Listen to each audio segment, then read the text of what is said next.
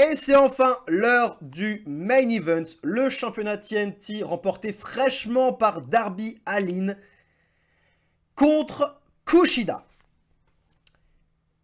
Et bah c'était un putain de bon match.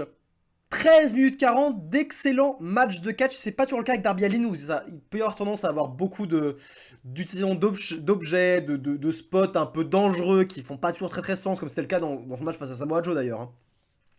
Mais là, tout était clair et limpide, l'histoire était bien, le champion Darby Allin sera toujours un champion underdog puisqu'il est extrêmement léger. Et du coup, Kushida a passé tout le match à dominer Darby Allin, à travailler son épaule. Darby avait un super selling, il a souffert comme pas possible. Tout est fluide, le match raconte une histoire. Darby ne lâche rien malgré la douleur et malgré les prises innovantes que font Kushida. Vraiment, c'était super bien comme match. Et à la fin, il parvient à prendre la victoire par surprise, alors qu'il n'a pas réussi à placer une seule offense véritablement efficace. Il parvient à surprendre Kushida avec un roll-up.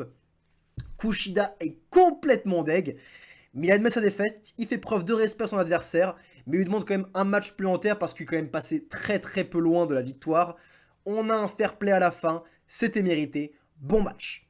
Rien à dire, c'était un bon main event, mais j'ai un mais.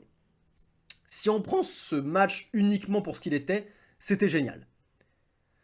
Si on prend ce match et qu'on l'installe dans l'histoire de la AEW, dans tout ce qu'il nous a raconté, moi mes questions c'est la suivante. Où est Samoa Joe? Où est Wardlow?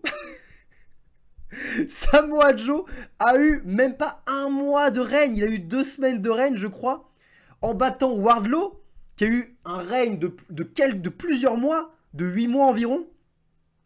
À la fin, Samoa Joe a coupé la queue de cheval de Wardlow. On n'a plus revu Wardlow depuis. Il n'est pas blessé pourtant, on n'a aucune nouvelle. Samoa Joe avait commencé son règne du roi à la télé et s'est fait battre par Darby Allin qui fait 4 fois moins son poids. Et où est Samoa Joe? On est vraiment passé à autre chose. Est-ce que vous réalisez à quel point la AEW fait souvent cela? Ils installent un truc, ils installent quelque chose, ils installent des stars. Et Wardlow a été buildé en tant que star depuis des mois, c'est un putain de mon projet Wardlow. Et volatilisé. On l'humilie, on supprime ce qui faisait son image, notamment ses cheveux en l'occurrence, et derrière on le revoit plus, on l'oublie. C'est le même sort qui a été fait à Miro, rappelez-vous. Mais moi je veux revoir Wardlow. Je préfère de loin Wardlow que Darby Allin, mais de très loin. Cette volonté de passer à autre chose comme ça, pour des raisons qui sont obscures, je ne comprends pas. Et vous savez quoi, ça va s'étendre aussi sur autre chose. Il était où Adam Cole pendant ce show? Je veux dire, réfléchissez, vous êtes booker, vous êtes scénariste à l'AEW, mettez-vous à cette place-là. La semaine dernière, Adam Cole fait son retour. La pop est dingue, il te fait la meilleure promo du show. J'ai directement dans les mains un putain de gros babyface dans les mains. Direct. Capitalise dessus. Tu le revois cette semaine, tu le remets soit dans un match, un début de rivalité, ou alors juste un petit segment. Mais tu le revois.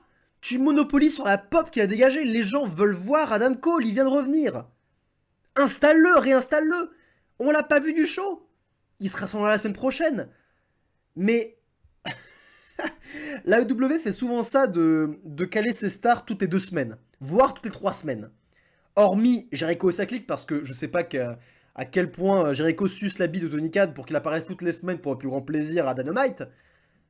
Mais là, capitalise. Mais enfin. Si on doit faire un petit bilan sur ce Dynamite, il a inversé la tendance, c'est-à-dire qu'il a eu une meilleure deuxième heure qu'une première heure. Mais franchement, hormis le main event et le match Bryan Danielson contre Bandido, qui était plus confusant qu'autre chose, ce show était vraiment pas terrible. Mais vraiment pas terrible. On se retrouve bientôt pour parler de SmackDown et aussi bientôt du Royal Rumble. Ça arrive très prochainement et j'ai vraiment hâte de parler de ce show. C'était Kozak, je vous dis prenez soin de vous, bande de fans de catch.